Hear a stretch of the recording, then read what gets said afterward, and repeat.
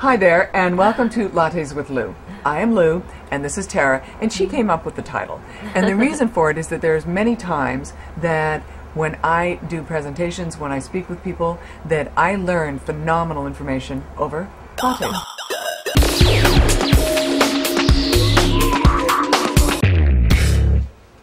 As you know, I have read and love every last one of your books. But I wanted to ask you a question about the big O. You talk about all the different orgasms that men and women can have. Can you shed some light on this area? The orgasms, the types. Women are capable of having 10 different types of orgasms. Really? Men, 8.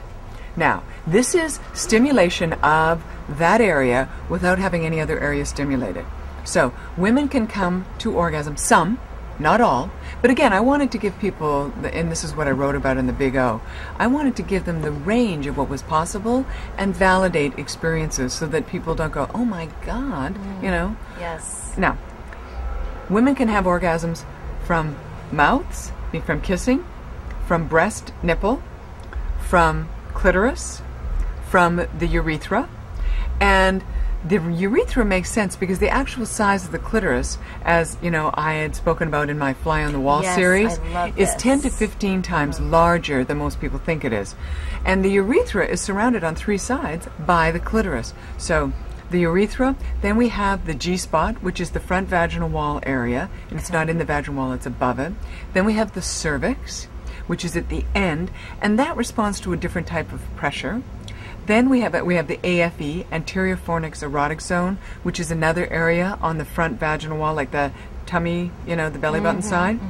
Then we have anal, and again, this is anal stimulation alone without having another area stimulated. Then we have, then we have what are referred to as blended orgasms, more than one area being stimulated at the same time. So it could be breast and clitoris. It could be, many people know of it because of the clitoral and G-spot stimulation at the same time. Okay. Then we have a fantasy orgasm. Now, these women are remarkable. They can orgasm just based on fantasy in a lab situation. They are, and they have the change in heart, not touching themselves. Just with thought? Sign me up. Lord, where's that class happening? So people are going like this. Where? I didn't read them. Exactly. Where's the fine print? So, but what they are, and again, not touching themselves, but the change in heart rate, the vaginal, you know, the rhythmic contractions of the vagina and the PC muscles. And here's the thing, all of these leading to orgasm are felt in the same place that one would, you know, typically feel a clitorally induced orgasm, but they're caused by the sensation, the stimulation of those other areas. And last but not least are zone orgasms. And those are the orgasms where women are experience an orgasm from having an area of their body stimulated which would not be typically considered to be erotic. Back of the neck, inside of the thigh, lower back when they're being massaged, and it brings on so just that touching? Just that touching, and it's something that, you know, when they go into a more relaxed state often. Okay.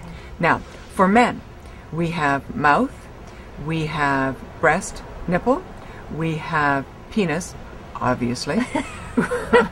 Sorry to state the obvious. Prostate, which is the internal organ, you know, felt through the rectum. And the reason that the prostate is so highly sensitive, the nerves on either side of it, on the lateral side, are the nerves that control erections. So prostate, then we have anal, then we have blended orgasms, more than 2 areas at the same time. I know one man who I have met who can orgasm based solely on fantasy. Wow. Ooh, yeah, baby. And again, zone orgasms. You know, so blended fantasy zone. So men 8, women 10. And women just... Now, here's the other thing that a lot of people don't know. Both sexes have 2 sexual nerve pathways that power or innervate sexual response. One is the pelvic, and the other is the pudendal. And the pelvic hypogastric is the G-spot area for women, the internal, the more internal feeling, and for men it's the prostate, and, you know, further up. And then for women, the pudendal is the clitoral area and the labia, and the pudendal for men is the penis. So people will say, well, the G-spot area being stimulated feels very different for me. Of Great! Fabulous! Your nerves are doing what they're supposed to do. Okay. They will feel different. It's a different nerve system. Okay. Many times. Can you get used to that, or just and great. Great question. What you do get used to, and what happens is you lay down what is known as a nerve response pathway, and that has your body become used to sensation. Now, speaking of nerve response pathway, female ejaculation and G-spot stimulation. Many times people think that only with G-spot stimulation will there be female ejaculation. Not true. It can occur for some women just with clitoral, some women with kissing, some women they have a flow, some women squirt. But please, let's not have this become another performance thing that we have to do. What will happen with G-spot is for some women, they do feel a tremendous buildup, and when they get to the point of having an ejaculatory response, many of them think or have been told that they have urinated on someone, and it's not. Okay. So what they do, going back to building the nerve response pathway, when they start to feel that build and that sensation, because they were told that someone thought they urinated on them, they stop the sensation. Okay. Here's the thing about female ejaculation. It is not urine. It comes from an area that can be referred to as the urethral sponge or the female prostate. But the fluid itself does not contain urine. It actually contains PSA, prostatic specific antigen.